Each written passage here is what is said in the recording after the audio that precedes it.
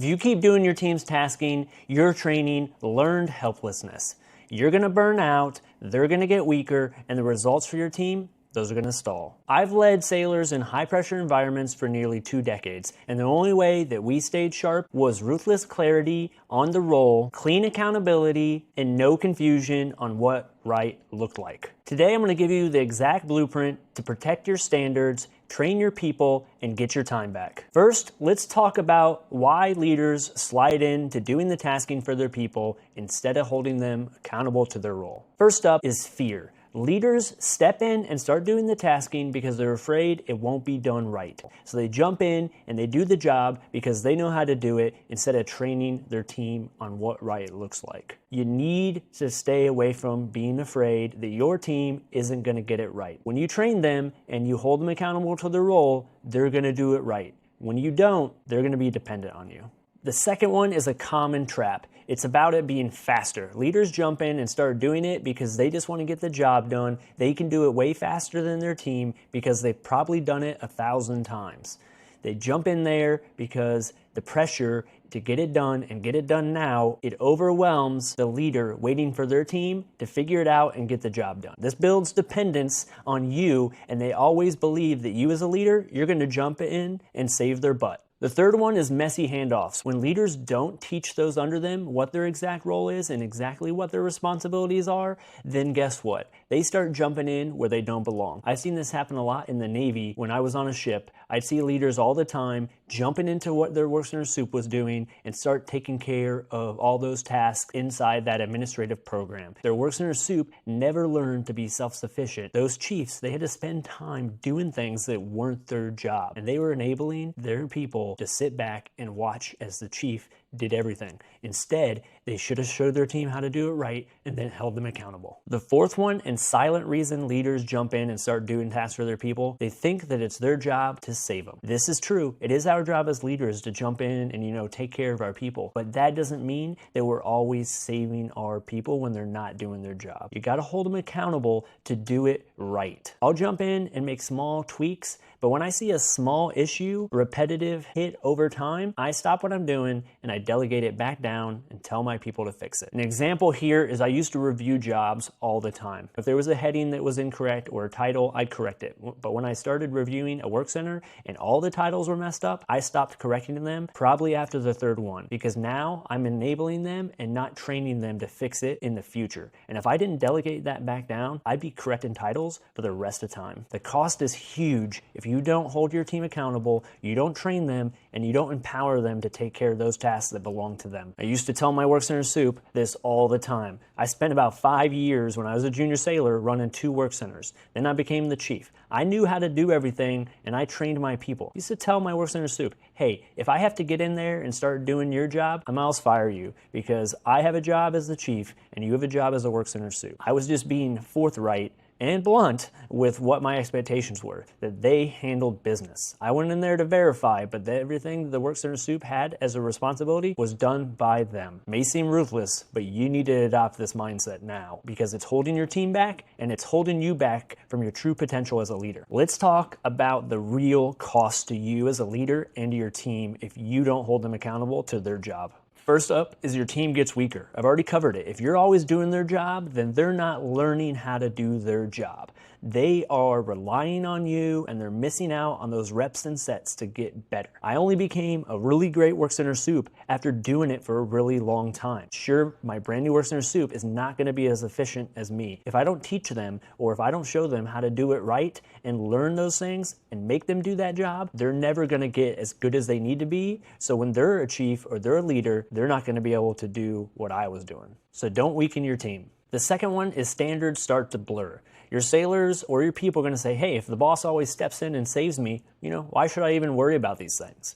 And guess what? They're going to slowly draw down their effort because they know at the end of the day, you're going to swoop in and take care of it for them. So you need to hold them accountable so that way they know the standard that, hey, that's your job and I have my job. You better do it or I'm going to hold you accountable. Don't let those standards slip because you're going to swoop in and fix it for them. The third one is that growth is going to slowly stall with your team. You've been there, you've done that as a leader. If you're doing their job, they're not growing. They need to do their job to grow and learn, so that way when they're a leader, they're ready. You're stalling growth when you're jumping in and doing the job for them. A good test of this is if you step out of your division or if you take leave, all progress comes to a halt or it turns into chaos while you're gone, that's a clear indicator that you didn't train your relief good enough. So next time you take leave, that's your test. See how your team performs, get feedback, and then train the gaps. The goal is that your team is almost as efficient as when you're there. It's not going to be perfect because they don't know exactly how to fill your shoes, but it shouldn't fall apart. The last one is huge, and that's burnout. When you're doing your team's job and your job, you're going to burn out super quick. I see it all the time. Leaders are down at the deck blade level doing the job of what their sailors should be doing. And guess what? When they're doing that job, they're not doing their job. So then they're spending 8 hours a day doing somebody else's job below them, and then they spend another 6 hours after working hours doing their job or the things that they should be doing. I've seen leaders getting punched in the face by the leadership for not doing their job and not completing tasking on time that's assigned to them as a leader or a khaki because they're down there on the deck plate doing other people's jobs. Remember, they have a swim lane and you have a swim lane, and you gotta make sure you spend enough time in your lane to swim the laps to finish the race. If you don't do this, you're gonna be burnt out. This is a huge indicator that I use for delegation. I used to walk into my space when I was in STG, and if I saw my division sitting around having fun, coking and joking, but my stress was way up here because of all the things I needed to get done, that was a clear indicator to me that I was not delegating effectively to my team. So find your tripwire. What's gonna tell you when you're not delegating or you're not holding your team accountable? You need one of those so that way you can be effective as a leader. So here's a system that you can put into place right now. If you stick with me through this section, it's going to make you a better leader. It's going to help you hold others accountable and help you be more effective. This is the 4E accountability system. The first E is expectations. You got to set your expectations from day one as a leader. What are your expectations for your team? When I throw them a task, you got to lay out the expectations. First, you got to define what is the outcome. What does right look like? Explain it to them in detail on what your expected outcome is. If there's a document already prepared that shows them what right looks like, give them the example. That's the easiest way to get what you want. Say, hey, here's what was right last time, recreate it here with the new information. Additionally, you gotta define the deadline. When is it due? There's plenty of leaders I see all the time, they give a task out to their team with an unknown deadline. This is a huge mistake that leaders make. Every single time I give somebody something that I need them to do, I give them a deadline. When do I want it by? And usually it's a conversation. How long do you need? And then they tell me, and we have a little negotiation, and we both settle on a date that we both agree to, so that way they can't say that they were pigeonholed into creating something that was going to be a failure from the beginning due to time. Give them that clear deadline. Remember my other video, I talked about my tracker. That deadline that goes in that long-term memory tracker. Don't forget that step. Lastly, for expectations is define the constraints. You know, what resources or limits do they have? This is good for tasking when you have a division of people, and I ask somebody, hey, you need to paint this bulkhead. How many sailors do you need? And I have a little conversation and they say, hey, I need 2. So I give them 2 or 3 sailors to be able to support the task I just gave them. I used to have this conversation all the time with my work center soup because I'd show up at the quarters with my plan and what I needed done, and my work center soup would show up with all the maintenance that needed to be done, and we had to work together to make sure that we met the mission. Give them the constraints or what they have to work with. The second E is enablement. Ask yourself this next time before you give a task. Does this person have the tools, the authority, and the training to get this done? If the answer is no, then accountability is fake. They need to have all those things to be successful. Make sure they have all the tools they need or understand how to get the tools. Make sure they have the authority that people are going to follow what they say, and that they also have the training to get it done. If not, step into coach mode, walk them through the plan, give a step-by-step. I used to do this all the time when I had complex tasks. I would show the person step-by-step how I would lay out the plan and get it done before I gave it to them. That way, when they went and talked to the team, They sounded like they knew what they were doing, and they already had a plan that we had built together. That was the training aspect I talked about. The last thing is you got to remove those roadblocks here for enablement. If I tell my guys, hey, I want you to go paint this space, but the paint locker doesn't open or they can't get to it, then it's my job to go talk to the supply chief and remove that friction point to make sure that they're successful. So be prepared as a leader. Your job is to mow through those roadblocks. The third E is evidence. You have to agree with that person. What does the end result look like? What evidence are they going to produce that the task was completed? This could be a log. This could be them showing you the final project or a step or a quality control point along the process. Make sure you understand what the evidence is that you're moving in the right direction and that that person understands what that looks like. Remember, good leaders, they use this common phrase that you've heard. Trust but verify. I trust my team, but it's my job to go verify as a leader that it was done correctly, and then give those small course corrections if they're needed or warranted to make sure that the end result makes it to where I expect it to be. An example here that I've used is I used to take apart my system, my heat exchanger, and I would tell my guys like, okay, I want you to take off the end caps, remove these pipings here, and then once you're at that step, come get me because I want to take a look at it before you guys move on. Again, they would go in there and they'd clean out the heat exchanger, and I would tell them, before you put it back together, come get me again because I want to see. And I'd go down there and I'd look inside the heat exchanger, make sure they cleaned it, that it was done satisfactorily. And once that was done and we agreed, I allowed them, said, hey, go ahead, let's put it back together. These small proof points stop those many arguments about, I thought I did it the way you wanted to do it. So go down there during the proof points, double check, and provide those course corrections so that way your team ends up at the finish line exactly where you expected and they win. The last step is what I call escalation.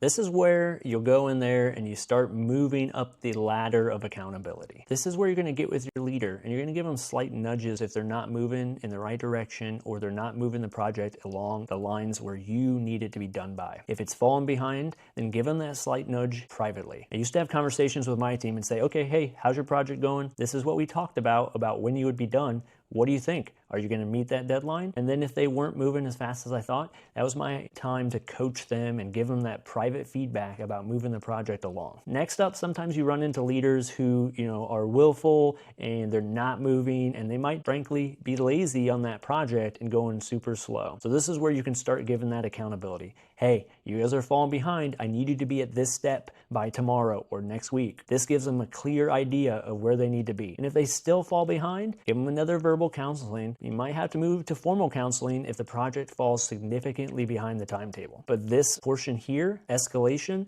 this is where you're going to start moving up and down that ladder of accountability. I used to write down this 4E accountability system in the front of my notebook. And when I was going through projects and we were working on things, I would kind of walk through my system to see where each one of these projects was. I applied this system to sailors. I applied this system to contractors when we were in dry dock to keep them on task. And I would go down there and have these conversations all the time. The goal of this system is that you stop saving and stop doing their job and you start giving direct feedback and accountability where needed to keep that thing moving in the right direction and keep your team learning. Next up, let's talk about the 3R focus for leaders. I use this method to keep my eye on the horizon, not on the weeds. I can't be down there looking at the individual taskings. I got to look at those jobs and I can look at those projects and then I got to see the horizon. Where do we fall in line with the business or in with the mission? I got to keep those timelines on track to meet the mission of the long-term time horizon. The first one is results. As a leader, you own the results of all the projects. If it goes well, then guess what?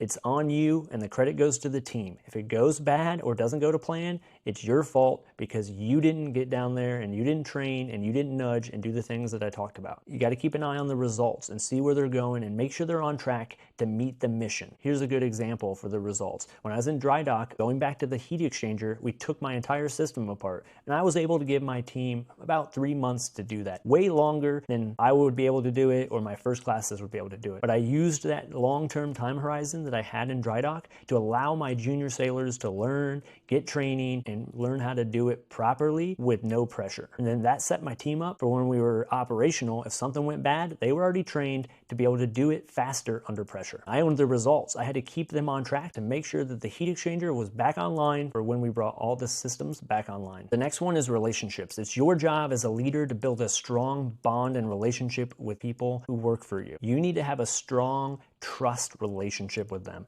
They need to trust you as a leader that you're going to follow through on what you say. And so when you get down there and you talk to them and you train them and you give them that honest feedback, you're building trust. And when they mess it up, as long as you don't bite their head off or eat them, you're going to build strong trust with your team. But you got to have those relationships to be successful. Leadership, or what's on your collar device, is going to get you about 1 inch into the leadership gambit. That trust and that relationship with your people is going to get you way farther. So you got to build that. The last R is risks. Only you can see really at that big long-term horizon, what are the risks? Going back to the dry dock example, I knew that combat systems light-off was this date. And if we started approaching that date with my heat exchanger taken apart and I was looking like it wasn't gonna be up, I could see the risk coming way easier than my E5 or my E4s working down there the system. So that I have to keep an eye on to make sure that I can go down. And if I need to get more hands-on to give them more training to tighten up that timeline, then I need to do that, because the risks are typically at that big horizontal level only seen by you as the leader. Maybe your first class, maybe your work center soup might see it, but typically you're the one who can see those long-term risk horizons. So remember, use the 3R focus as a leader: results, relationships, and risks. If you're down in the weeds, you're not looking at the horizon. The last thing I'll recommend is doing a daily sync with your team. If you have multiple projects going along, check in and see what the status is. When I was in dry dock, I used to have my junior sailors all assigned to different jobs that they were working on. And then when we went to quarters, we would talk about, hey, what's the status? Are there any roadblocks that I need to get out of the way for you? Are you still on time? What resources do you need? We would talk about all these things so we're all on the same page and we all had a good sync. And then throughout the week, I would go down and I would go check on all of these different jobs and put eyes on them to see exactly how it looks. You have to put this into your battle rhythm. That sync is absolutely critical to make sure that your entire team is on the same page, moving in the same direction. Do your job, not theirs. Set clear expectations and enable your team. Verify with evidence and correct cleanly and respectfully. Your team's gonna grow when you hold the standards at the right level. If this helped you, do me a favor, hit that subscribe button. It helps me grow, it helps me find more leaders and spread the knowledge so we can all grow and be better together. And tell me in the comments, how are you gonna put this to work tomorrow? I appreciate your time and thanks for watching. I'll see you next time.